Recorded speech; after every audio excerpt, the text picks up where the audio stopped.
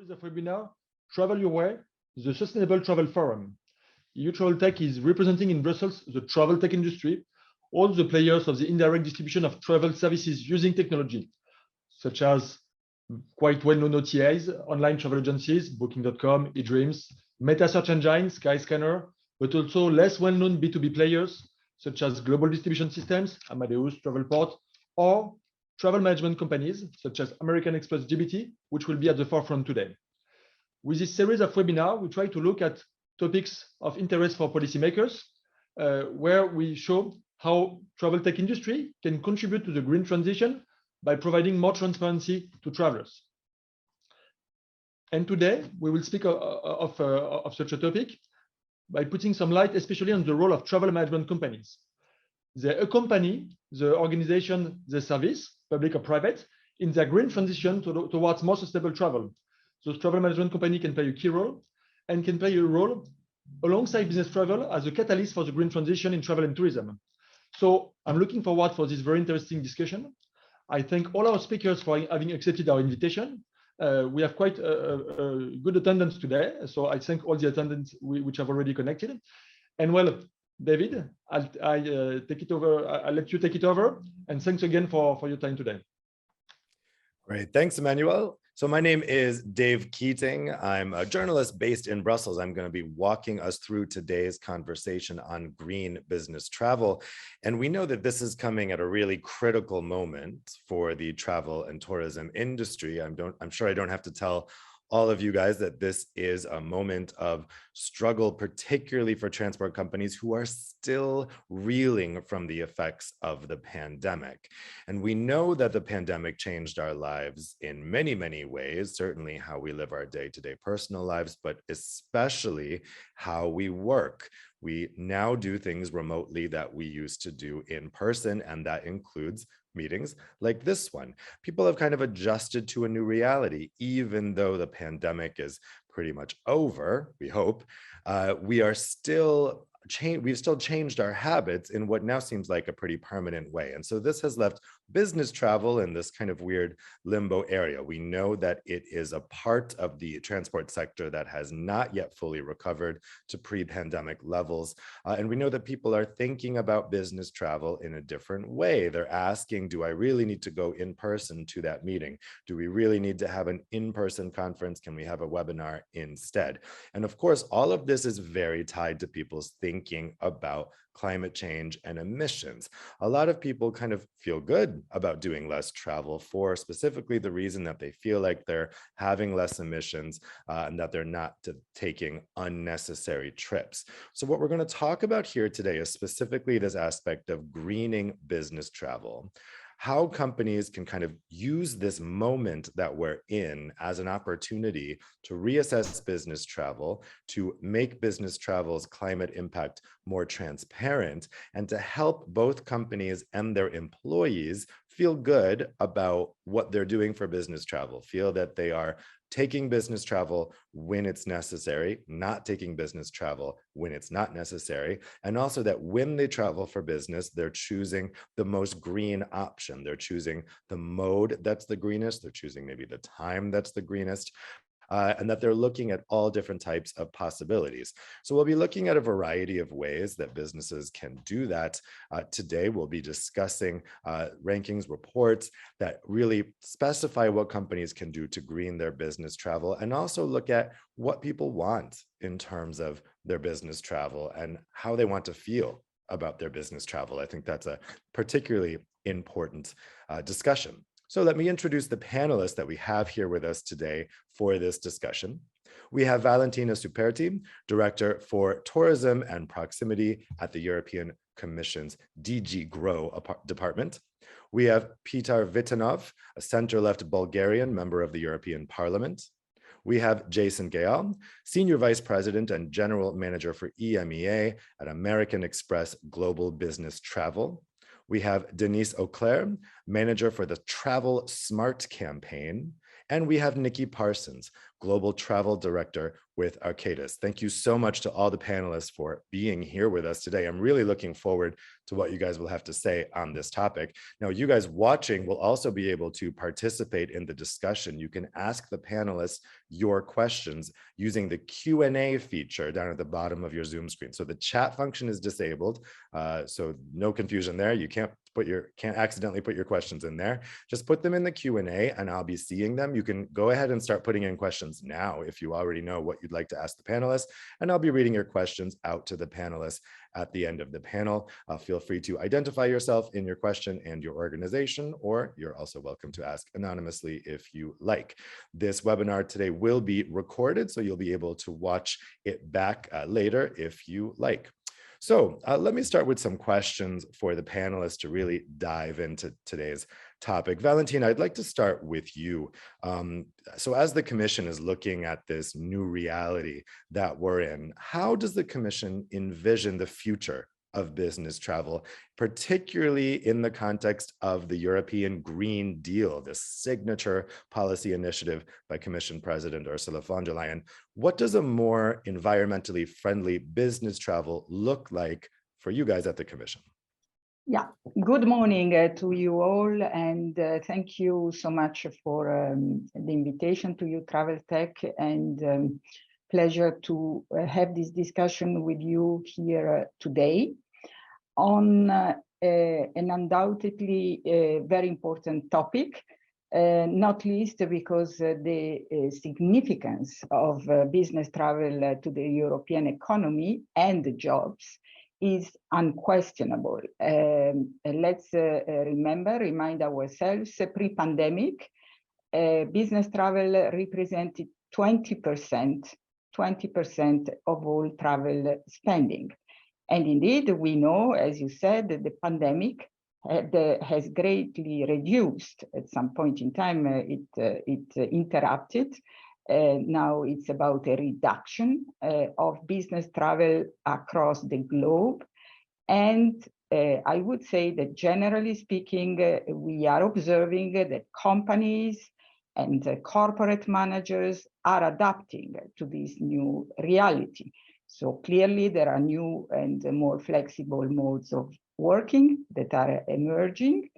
And it's interesting, I think according to a recent Morgan Stanley survey of just a couple of months ago, according to this survey, we know that corporate travel managers project virtual meetings like this one to replace 27% on average of 2022 travel volume. So we are referring here to a quite a relatively big proportion. And I think, you know, the pandemic, of course, has been a crisis, but crucially, as any crisis, the pandemic has accelerated trends. Hence, it has also accelerated, specifically for business travel, the transition to a more carbon intensive, hopefully carbon neutral travel, including business travel. And perhaps another data is interesting to note. According to surveys, this time carried out by a number of NGOs, according to those surveys, corporate travelers in Europe comprise 12% of the customers. However, they are responsible for 30% of the emissions. So there is here clearly a case to go more sustainable. This is about more sustainable traveling modes.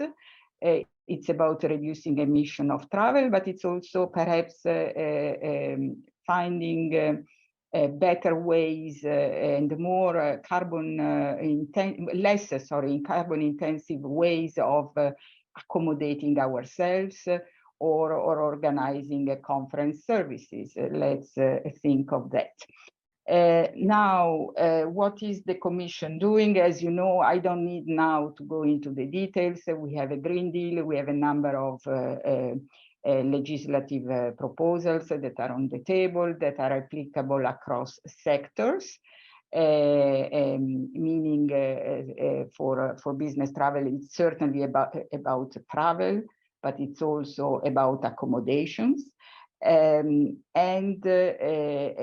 it's about also supporting the right skills, because of course we have not to forget the many people who are working and who can be employed in the sector. And overall, the funding, multi-annual financial framework funding, is to be devoted for more than 50% to sustainability, digitalization, and resilience. And perhaps let me just mention that in the context of the tourism ecosystem, we are doing a lot of work on that front. We are collecting stakeholders' pledges to go more sustainable. We have, for example, a very meaningful pledge from EU Travel Tech. So that's very much appreciated. So I take the opportunity now also to ask to all those being operators on the market, all those who think can contribute in practice with concrete projects to make business travel more sustainable, to get in touch with us, because we want to move from words, stroke policy, stroke strategies, to actions, to concrete projects. So we are collecting commitments, pledges, and we are keen to work with all those who want to move towards more sustainable business travel. Thank you so much. Thanks a lot, Valentina. Let's turn to Peter next. So Peter, Valentina was just telling us about kind of the vision post-pandemic. What do you think, what should be our overriding attitude here? Should the aim be to go back to how things were before, or should the decrease in business travel that we saw during the pandemic and we're still seeing, should that be embraced for green reasons? Well, allow me also from my side to thank you for this invitation. Of course, in this situation, when transport is responsible, generally transport is responsible for the 30% of the pollution in Europe, this topic of the green transformation in the field of transport is extremely important. Yeah, speaking about the business travel, it's funny, by the way, because if you see that topic in the narrow context, for instance, private jet business travel, they increased during the COVID pandemic, but I will try to speak about, of course, there are many reasons for that, but I'll try to speak in a more broader context. Now, I highly doubt anyone would want to return to COVID-19 nightmare. But at the same time, this pandemic has made us realize that much travel could be severely shortened. COVID has become an accelerator of many processes, and we are holding today's event online for sure as one of the proofs. At the same time, companies attempting to optimize their costs will certainly reduce a large part of unnecessary trips. And they will find a balance between traditional way of doing business, face-to-face with replacement, through virtual conversation. I don't think that to make business travel greener, we should focus on reducing it, but we need to provide the best solution to make it much more sustainable. And we, of course, as politicians, must develop the regulatory framework that will motivate business to choose more sustainable travel solution. And this is part of the process of changing the current economic model. That requires changing the fundamental infrastructure with the provision of, for instance, alternative fuel infrastructure, which is one of the basis for changing the transport model. On the one hand, we must provide a necessary regulatory framework regarding private recharging and refueling infrastructure for light and heavy duty road transport vehicles, vessels, and even aircraft. But we also must actively support the construction of publicly accessible recharging points that will ensure a lower price for the end customers. Because I'm opening the bracket. The core idea of this green transformation is transport is not to switch, for instance, from ICE, from internal combustion engine to electric vehicles. But this is the idea of sharing travel, of to make sure that people will step out of their cars and will use it only when necessary. Of course, on the other hand, deploying more renewable energy sources and hydrogen is crucial to provide more green energy needed for the electrification of transport. Fuel suppliers and operators should now have a clear signal that transport fuel must become carbon neutral and the sustainable, renewable and low carbon fuels must be deployed on a large scale without delay. And it's also necessary to ensure targeted investments in implementing innovations that will accelerate the process. Only a complex approach will lead to more sustainable transport model so that companies will prefer green business trips. And maybe in the just a few words on the context of this new geopolitical situation, which is basically the result of the war in Ukraine. The trend of the decarbonization of transport will not stop, but I would say would rather intensify, because today more than ever Europe will look for alternative to Russian gas and oil, and sustainable transport is precisely this alternative. And in this sense, the transition to it is inevitable. So yes, we are not going to change the idea of the Green Deal. Maybe we will just need to adjust it a bit, but the aim remains the same. Thank you for this opportunity. Thanks, Peter. Let's turn to Jason next. So you guys are managing this type of travel. What can travel management companies do to help organizations make travel, business travel, more sustainable? Yeah, thanks, Dave. Good to be with you all.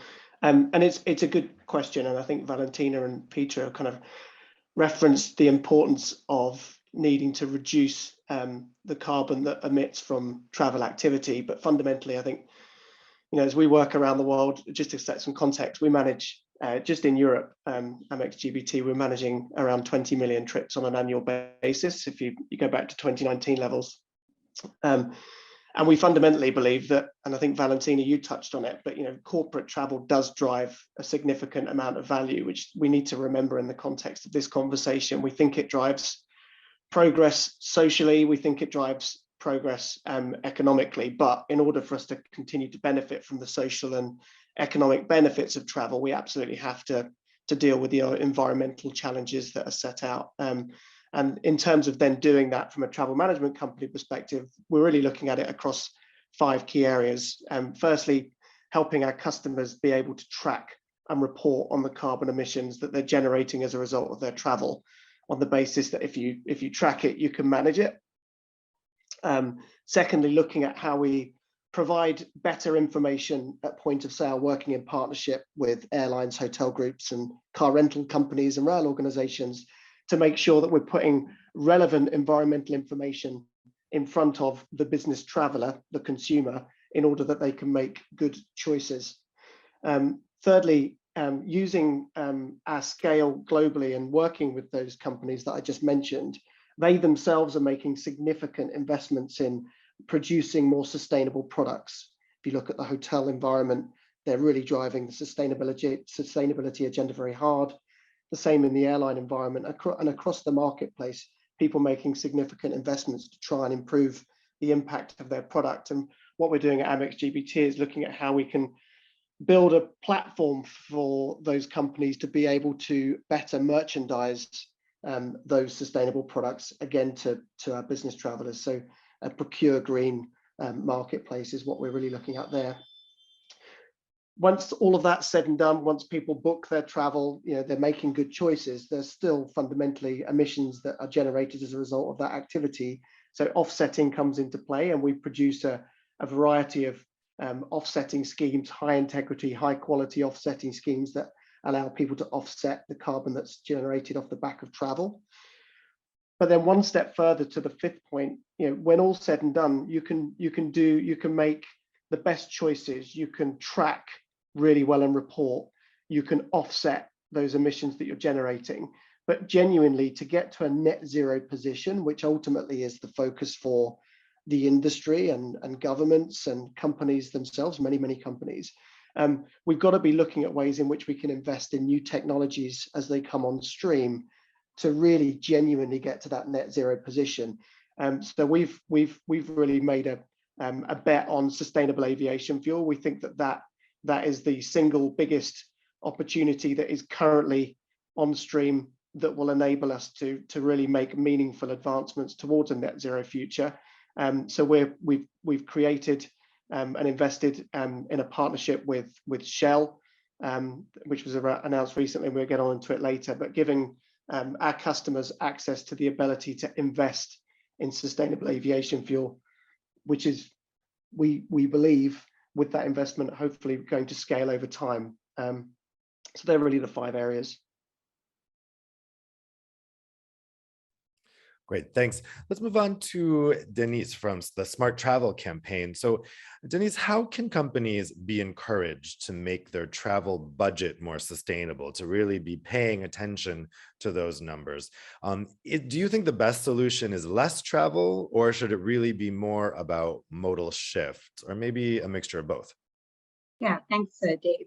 So in our Travel Smart campaign by Clean Mobility Groups, we're really in a global effort to help businesses move towards more purposeful travel and also reduce their emissions.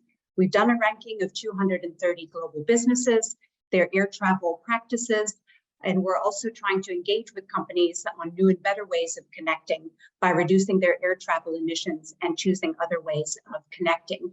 And we're asking companies to reduce their air travel emissions by 50%.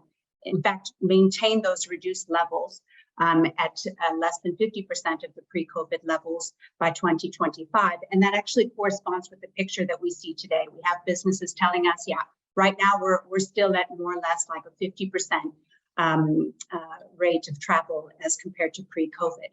So absolutely, it's a mixture of both. I mean, companies today, they've both got facing these challenges, but they've got some golden opportunities. So there's an increasing spotlight on their emissions, now also looking at reducing energy use in the current context. Costs for businesses are rising, that was mentioned, and they're also having to fight harder to attract and retain talent. So when it comes to travel, it's really all about increasing the choices for businesses and their employees. So should there be less travel? For sure. Less frequent flying. I mean, flying is the most carbon intensive form of transport. There are also 2 times the amount of emissions than additional for non-CO2 effects. Less global flying, so that can represent up to 80% of a company's air travel emissions for 20% of the flights. And but really looking at also at the same time, as mentioned by Jason, where we think the opportunity is to have the different players then, including the businesses, be raising their voices to try to accelerate the take-up and availability of the clean fuels. Because today, air travel is 99% fossil fuel reliant. And even by 2030, we're looking at a picture right now, at best 5 or 10% with the sustainable fuels. So we're also working as a campaign to try to accelerate those clean technologies for flying. But in the meantime, there are a lot of exciting virtual collaboration tools, of course, that are available.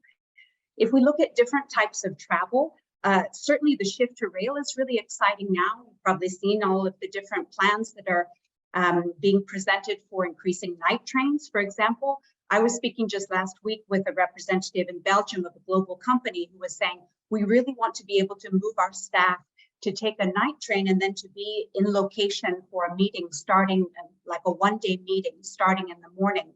And so they could take a night train and have a good night's sleep, be fresh in the morning, rather than taking a red-eye flight. So there are definitely new opportunities coming up. But I would say also in terms of different ways of traveling, these kind of new practices. So decentralizing gatherings, having more local travel, but less global travel to one location. I was talking just yesterday with a major US business who said, look, we had a team meeting, but we had 4 locations. We had people in Michigan, in the United States, in Mexico, in Munich, in Shanghai, and then we had a Teams meeting on top of that. So there's a lot of evolution going on, a lot of innovation, and actually, from our perspective, that also presents a lot of interesting business opportunities for travel companies for partnerships. And maybe in the future, we will be talking not only about travel management companies, but travel and business connectivity companies as well. I think a lot of things are coming together now. Great, thanks a lot. Let's turn to Nikki now. So Nikki, what do you need from travel services providers and policymakers also, and they're setting out the bigger vision here, to make green business travel more feasible, more affordable, and more widespread? Yeah, thank you. And it's a great question because it's really important that we can operationalize all of this for our travelers. So if I think about our service providers today, I'm thinking our travel management companies, like online booking tools, air, hotel, rail, car sort of partnerships. And I think as I go into this, I would stress what's critically important is that we get the collaboration across those groups so that they're pulling in the same direction. I think there's a lot of fragmentation in our distribution channels today, and that fragmentation causes problems, particularly if they're all moving in different directions. So certainly that's incredibly important. But if I think about a really important point is content, particularly when we think about that air rail switch, we really need to have that rail content in the same booking channel as air in order that we can facilitate that switch sell. We know a lot of rail is still booked in the direct channels today. We also need that rail content available outside of the domestic market so that we can tackle our inbound travelers as well. I think we need to look at the parity of services, air to rail, if we're really expecting our travelers to shift. I love the idea of the overnight train. I think that's a really great innovation. We also need to look at disruption support. That's not the same for rail. An equivalent to interline agreements that we have with airlines today and business products for travelers on the train so that they can be productive when they're traveling. And dare I say it, competitive price point and faster trains so that we know we can get our travelers there on time for their meetings. Jason touched on it, data at the point of sale is a real opportunity for us today, incredibly important. We're desperate to be able to empower our travelers to make the right decisions, and they're keen as well. We just can't provide that carbon cost at the point of booking today. We're really still focused on fiscal cost. And again, there's lots of different ways of doing things. How do we define a green hotel today? There's so many different accreditations and methodologies out there. It's a tough question to answer for our travelers. Online booking tools, we need more sophisticated policy settings. We're still very caught up in fiscal cost. I'd love to be able to set a benchmark fare of the lowest logical emitting travel option so that I can hold travelers accountable for that. And absolutely, as Jason mentioned, better and more standardized reporting sits behind all of that. If I think about policymakers, I am by no means a policy expert, unlike some of the esteemed panel here today, but just, and there's obviously some fantastic stuff in the EU Green Deal, which is incredibly encouraging. But a few things that resonate with me: investment in research and development, as we've talked about today, SAF, commercially viable at scale. Let's tackle this 3-year backlog. Innovation, let's try and make sure we do get those hydrogen planes sooner so that we can travel sustainably. Let's get the EV fleets available at a competitive price point with those rapid chargers infrastructure so that when I say to my travelers, go on, take that EV, they feel confident about getting to their meeting as well. Cross-border and public-private collaboration, we know is vital for all of this. We know there's not a huge amount of rail travel done cross-border today. It's not easy. And then facilitation, policy can have a very real impact. If I think about some of the bailouts that the European airlines got during COVID, they came with environmental conditions, and overnight you reduce those ultra short haul flights across Europe that maybe we would never be able to tackle. And then I think the other big opportunity, my last point, is standardization and governance. We really need to make sure that we've got that standard view of measurement on ESG reporting to avoid any greenwashing. Thanks, Nikki. And that's an important point you make that the cross-border rail situation is quite frustrating in Europe, and a lot of business travel is done by air that, when you look at a map, could easily be done by train, except that that journey crosses a border and rail connections across borders in Europe are not ideal. I want to go to this issue of modal shift, because that is kind of the lowest hanging fruit for greening business travel, right? As you've all mentioned, aviation is the biggest contributor to business travel emissions. And so if you can go to your business destination by train instead of plane, that's an easy solution. So what's really standing in the way here? Denise, let me go to you. You mentioned that, business travelers like the idea of an overnight train, being able to show up in the morning, fresh, sleeping on the train rather, ready for their business meetings. OBB in Austria is offering a lot of these new routes, but we know we've been waiting forever for this route from Brussels to Vienna. It's not there yet. I don't know when it's coming. I haven't gotten an update on that. We know, current example, Eurostar is having a lot of problems right now with outrageous price tickets. I know 2 people in this week who have flown from here in Brussels to London, which is just astonishing. So you mentioned that people want it. What's getting in the way here? And what do you need from policymakers to make this easier, this modal shift from aviation to rail, which should be so obvious? Yeah, absolutely. I mean, I think, it's got the argument going for it that when you travel by train, it's up to 5 times less emissions, per person per kilometer than by plane. There are challenges there. Now, I think it's really interesting to look at, the kind of relative attractiveness of travel by train, travel by plane. There's a lot going on, and it's evolving quite quickly. I think we saw a lot of disruptions in both modes in the last months, but also a lot of, let's say, efforts to look at how how the investments can be also made in the train systems to make that an attractive and a feasible alternative. And I think some of the challenges were mentioned by Nikki. Particularly, we have also partners that we're working with that are trying to improve the policy framework for the interoperability, for the common ticketing, for if something goes wrong, that you've got like one point that you go to instead of having to deal with different companies. So there are a lot of things that need to be improved. And I think one thing that we've been looking at particularly is how to overcome some of those policy blockages, both at the national level, but importantly at the European level as well. So we're really trying to invest in that. And one of the things that we've seen is that what we're looking at is also how business voices and an increased business demand could really help to unblock some of that. So in our sense, we're looking at one of our partners, for example, in the Netherlands, who's been working with a group of companies in a sustainable mobility coalition. Well, they're actually talking to the businesses and facilitating discussions happening between business representatives and also government, policymakers. And I think the same thing is true then, can be true of the travel management, travel technology companies, to get into the game to say, actually, we need to have a better offer, that if we can provide reliable connections, on-time arrivals, that this is going to be a huge value for the business activity across Europe. And so if there can be more business voices coming in and asking, then maybe we can get beyond some of those challenges.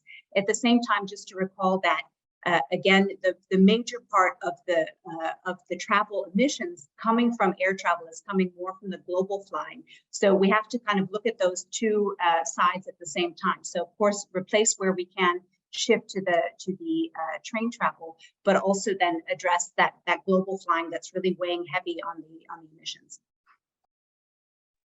Yeah, that's a good point, that most of those aviation emissions come from intercontinental travel rather than domestic travel. Valentina, this has been a long-running issue. We know that flying is almost always cheaper than taking the train. The Commission's had a couple initiatives to try to tackle this over the years. What is the Commission doing right now to make it easier and more affordable for people to take trains instead of planes, and also on the question of multimodality, so that it would be easier to buy a ticket for a plane and a train together rather than taking 2 planes to connecting flights? Yeah. So first of all, indeed, aviation is a big source of emission, and especially long hauls are a big source of emission. As you know, a lot of work is ongoing as we speak, and it's the Commission as a whole, and it's work we are doing with our colleagues in DG Move, who are specifically responsible for transport. Let me mention that just a couple of days ago, the Commission signed an alliance together with a number of major airlines, which are committing themselves to reach carbon neutrality by 2050, in particular through having electric planes and hydrogen-led planes. So, you know, I want to throw some optimism already on this front, although it will not be an easy ride.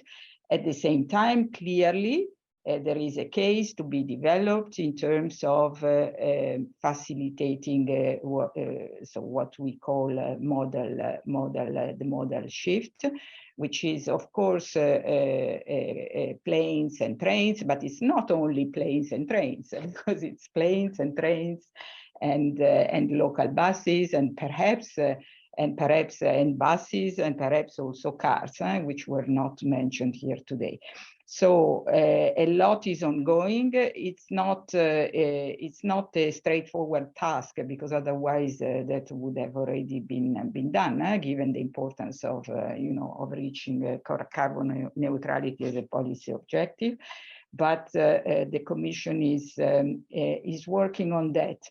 That being said, I think this conversation also shows the importance of something which has not been explicitly mentioned, which is the availability of information through data, and to make best use of data that would then be available to the various operators on the market. And here we have an heterogeneity of actors on the market, so that and then not only on operators on the market, but also to travelers, so that informed choices can be made, and more transparency is put in place in the market. And this is an essential component, because we are all here focusing perhaps on one element, which is certainly important, the aviation, for example, aviation versus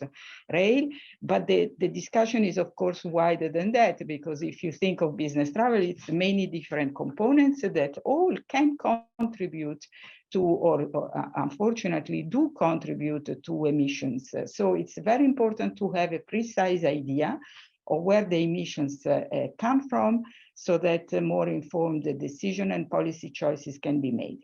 And on this, we are working a lot. We are working also with statistical offices in member states.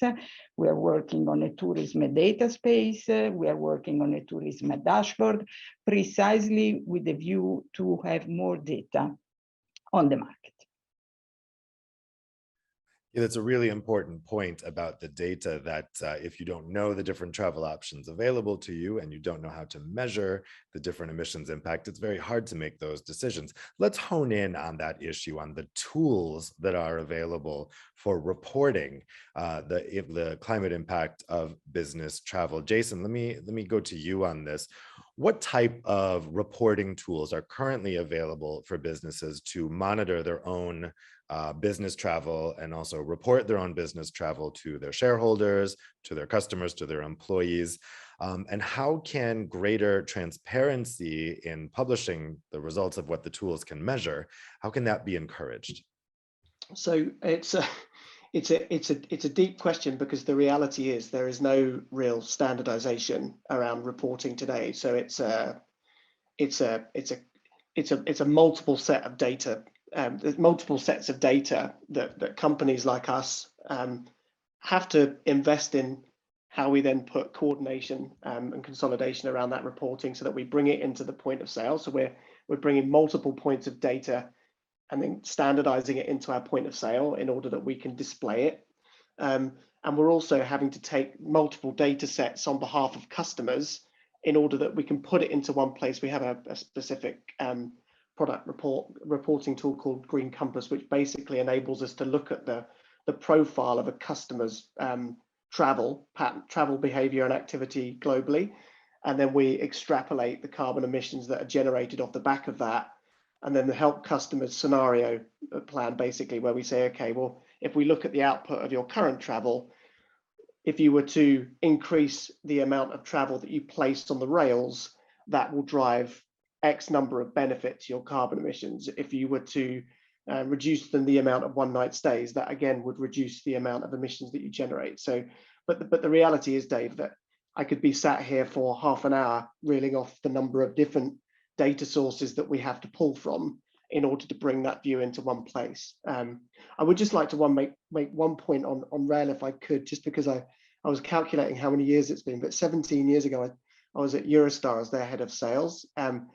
I saw firsthand what happens when a rail company has a motivation to want to build and sell products to a corporate marketplace. And I saw firsthand what happens when a rail company has the ability to serve a destination within 3 hours versus 1 hour in the air. Within a period of less than 10 years, Eurostar had the majority of the market share on Paris and Brussels. And the reason I make that point is data is incredibly important, don't get me wrong, but don't underestimate the motivation that consumers have to make good decisions. And everybody knows that rail is certainly a more sustainable mode of travel. And the challenges that rail companies have is that they need to be more motivated to want to engage with the corporate travel marketplace. They need to make the right level of investments in product and infrastructure to do that. And also for TMCs like us, travel management companies like us, we need to be motivated by making the investments as well and put it at the heart of our strategy, because frankly, that hasn't been there. If we look back over the last decade or so, rail has not been a motivation for the corporate travel marketplace generally. Eurostar were a bit of an anomaly.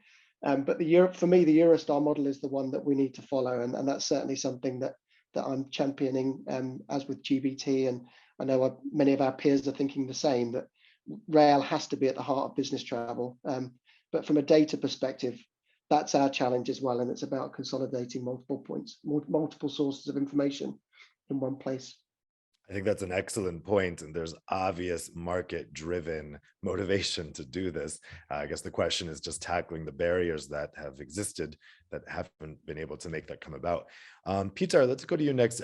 How do you think we can encourage greater transparency with all of this data we've been talking about? How can we make sure that this data is available to customers, to shareholders, to that the companies are fully taking account and publishing the climate impact of their business travel? Data should be gathered first, I must say. And in order to do so, we have to start shifting that model. Because if you allow me 2 words, because everybody was talking about the rails, let me tell you what the policy making in the field of the rail transport is. And because we all consider the rail as the greenest possible solution. Night train is one option.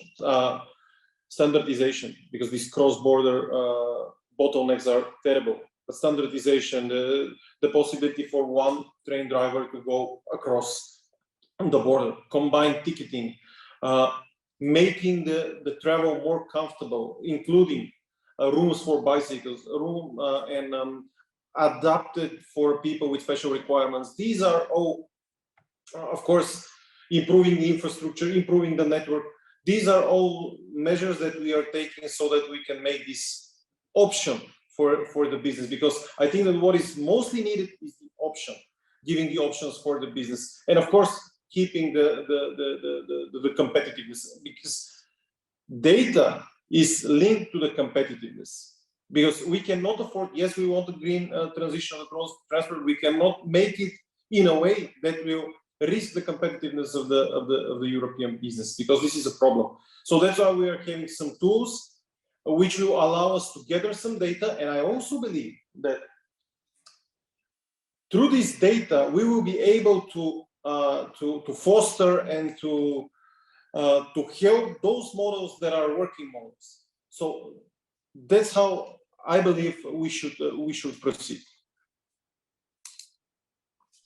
Well, staying on this question of reporting and transparency, Nikki, I wanted to ask you in terms of what we should be measuring. How specific do you think the measurement should be for sustainability monitoring for business travel? Should there be a particular accounting for air travel that's a separate category, or is it actually more helpful for everything to be in one so that you can look at different modes? How focused should that sustainability monitoring be?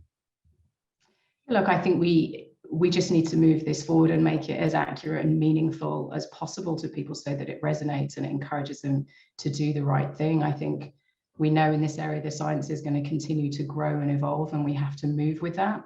And that's important. I suppose I think about the recent decision Google made in terms of how their fly search accountability works and removing radiative forcing.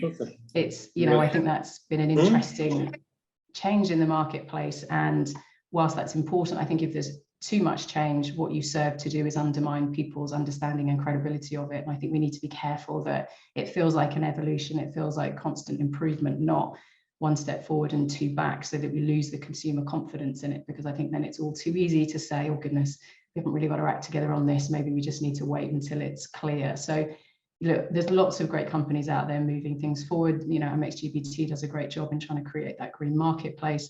Whereas we sit, you know, trying to help our travelers understand it. They just need to know, tell me what the right decision is. What do you need me to do? What's the right way of us to make that right decision, and how do we account for it behind the scenes? And I think there's a lot still for us to do in terms of, we know our suppliers are on a journey to net zero as well. How do we then as a corporate account for that?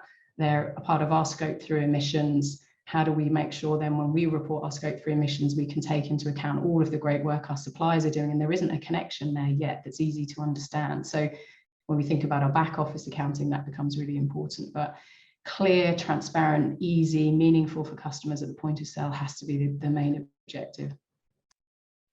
Thanks. So we've had a couple of questions come in from the audience, so I'll put those to the panelists now. We have a question here from Christina Roos. Let me put this to Valentina because it is a regulatory question. So Christina says, very interesting. We hear that data is very important.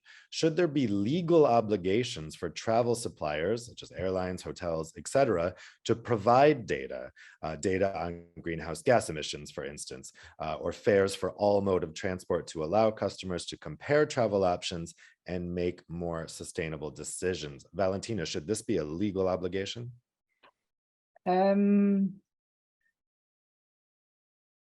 Well, this is an easy and difficult question. Why? Because I think there is no clear-cut answer to that question. In general, generally speaking, we tend to legislate only when strictly necessary, only when there is a clear market failure. So that is it's a position that we as an institution normally favor.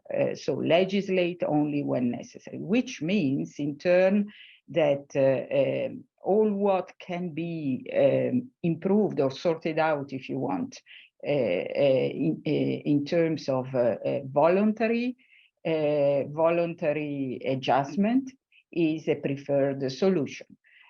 For example, what we are doing on the tourism front, if you think of tourism, it's at least 3-4 dimensions, which are all relevant for carbon emissions, because you have the travel, but then you have the accommodation, you have the platforms, and you have the connected services and sectors. So what we are doing there, we are working with a number of operators on the market in order to favor a voluntary pooling of data. And this is ongoing work. And then longer term, we are thinking of pooling all that data because, as it was said before, indeed, the first operation with data is to identify all the data that are available, then categorize them, and then put them put in evidence those that are more meaningful. And to do that, we would prefer to go through the voluntary means first, and then come to ideally what we would want to come to is an open data space for tourism, which does include, of course, mobility and travel. That being said, let me remind ourselves that there are already a number of pieces of legislation which foresee obligatory transfer of data. Think, for example, of the platforms regulations, the DSA, the DMA. There, the Digital Services, Digital Market Act platforms. There are data transfer obligations, and this is perhaps for me the opportunity to mention that we are working on a also short-term rental initiative. So this is, the accommodation market and the Airbnbs, but not only type of business. And there we are working on a obligatory transfer of data, so a regulation which would foresee transfer of data.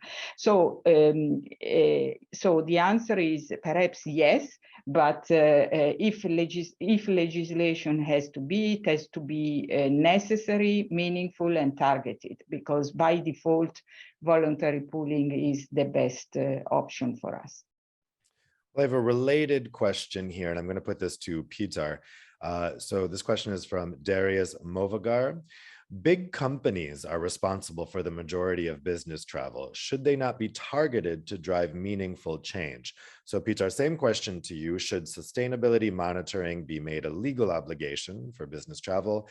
And should such monitoring maybe target big companies? Maybe only big companies should have a legal obligation. Well, speaking about the green transformation in general, every transformation at the expense of the poor. So here we try to avoid that from happening. Who are the biggest polluters? So for the big companies are the biggest polluters. So they have to pay the price for this green transformation. And the answer is yes, of course, that they should be obliged to not only to give some more data and information and transparent process, but also to pay more for this transformation, because this will make the system more, I would say, fair. And that's why the European legislators the European legislator is taking numerous of measures, but not only of files that will help those who are small and more vulnerable to not only to make sure that they won't bankrupt. So yes, in this case, absolutely. I think that those who make really big profits should pay the price for the pollution that they produce, and also should help for this green transformation. And of course, big companies are in the core of this. And for instance, if you, because maybe it sounds too abstract, but let me tell you directly, we have this ETS emission trading system, for instance, ETS1, for instance, when we, of course, enlarge the scope of those who have to pay more for this green transformation. And now in the aviation, the big companies should pay there. It's no longer free emissions. We have big companies that will pay more there. We have big companies in the maritime that will pay. And of course, we have ETS2, when we have some safe networks for those who will become energy poor or transport poor. So that's how we try to distinguish those big polluters from the small and big companies from those SMEs and micro businesses. Dave, can I just say something there? Because sure. I think we've got to recognise, I think, personally, and in talking, I have the benefit of working with many different companies across many different industry sectors, and I would say that in the majority of cases, most of the companies that we work with, big and small, have sustainability objectives in place, because fundamentally, responsible business is good business. For companies that are public companies, if they're not seen to be a responsible company driving net zero objectives, that will impact their share price. So it's the carrot and stick debate, and I always feel a little bit concerned when people talk about punishing companies into doing the right thing rather than helping companies do the right thing, and actually working with corporations, big and small, to motivate them to want to make the investments into the things that are actually going to help us achieve the objectives long term. This is a long-term game. Nothing's going to get fixed overnight. This is going to take decades to get us to a point of net zero position. And I think entering into discussions earlier around corporate taxation, just personally, I feel like that's a dangerous game to be playing when we need to be making investments. Dave, could I add something? Yep. Yeah, so I think it's interesting to look at some of the different factors and levers that can really help to accelerate this transition in sustainable travel. And certainly, so our ranking has been focusing on big global businesses to look at where the majority of global flying is taking place, but also to look at some ways which can help to drive change. So certainly the question of requirements for reporting. There actually are already requirements for corporate reporting in the EU, and currently discussions on the Corporate Sustainability Reporting Directive. And there is an opportunity to put in there a requirement, so both expanding the group of companies that report and also a requirement to report on travel emissions. And we're asking even for air travel emissions to be part of that, because in fact, businesses are already calculating air travel emissions when they report travel emissions. And that really can get us to the heart of the problem. And that comes back to also the transparency aspect. So with our ranking, we're trying to also call attention and say, look, you know, this attention is going to help businesses to think more, to say, maybe I wasn't really looking at that before. Maybe I was looking at other aspects, but I wasn't so much looking at the air travel. So we're trying to also call attention, have more public attention, and also look then at how this reporting can play a role in really being clear, you know, where are we today in the situation, and how can we make progress and track progress. And that there are even global initiatives as well. I just saw that recently. This Global Financial Alliance for Net Zero is also looking to have a single point of access, to have accessibility to the corporate data, which can really only help to drive the change. And so hopefully we will have this kind of virtuous circle as well, thinking about as well about climate transition targets, which there's increasing discussion about also asking or requiring companies to have climate transition targets. We hope that travel emissions could be part of that, because the employees have also, we've heard companies say that that kind of goal is something where every employee can contribute then to the company's sustainability. And that's what's really interesting for this virtuous circle then. We've had another question come in from Blaz Pongracic, who raises a very good point.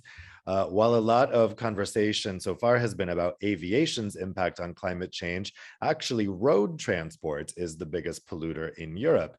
How do you see making the shift from road to rail, and what is the key? I think that's a good point. When we think business travel, maybe our first instinct is to think about somebody getting on a plane and going to a conference far away. But in fact, a lot of business travel is done by car and people driving to whatever business they need to go to. Nikki, let me put this to you.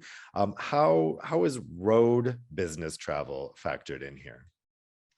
Yeah, look, I think back to a point Jason made earlier, if you can't measure it today, it can be quite hard to manage it. So that certainly from a corporate business travel program standpoint can be largely off the radar. Folks will jump in a car and go to a meeting and we'll know when they turn up at the meeting, but we won't necessarily know how they've got there unless we're surveying them. So it's for sure an opportunity in the elements of control we have when it comes to fleet. If you have fleet or company vehicles, you can obviously look to transition those to EV, and that's something that, you know, departments within corporate business are able to do. Yeah, I mean, it is a big opportunity, but I think it is going to be a challenge. I think one of the things that will help us with this is certainly for a lot of companies, commuting will start to come in scope for our Scope 3 emissions reporting, where we see more people working from home will start to become accountable for commuting, and the lines are a bit blurred between what constitute business travel now is commuting in or out. So that, I think, will force us to, you know, get better grasp of that data and then allow us to introduce some policies. But yeah, not something I necessarily think we've looked at yet, but recognize it's an opportunity. Did anyone else want to come in on this? Well, perhaps if I may, well, you know that the Commission proposed, and by the way, the Parliament voted legislation on drastically reducing emissions for road transport, for cars in particular. Of course, there is a question perhaps to be assessed of a potential shift from road to rail. But I think and I want to hope that there is also a future for road transport, which is a transport that is greener than today. And by the way, as often the case is, proposed legislation drives companies' behavior and investments, because we know that there are, first of all, starting with the European Commission, because this is the place I work in, but I know that many companies are adjusting their fleets, their car fleets, which are used precisely for business travel. And for example, the European Commission has only hybrid cars for the moment. They are going, and the intention is to go fully electric. And we know that there are many cars manufacturers who have not legally imposed. So it's a self-objective of going fully electric by 2030 or later. So I think, of course, again, there is a question of potential shift, but there is also a change that is happening in Europe, in terms of road transport going towards a transport that is greener.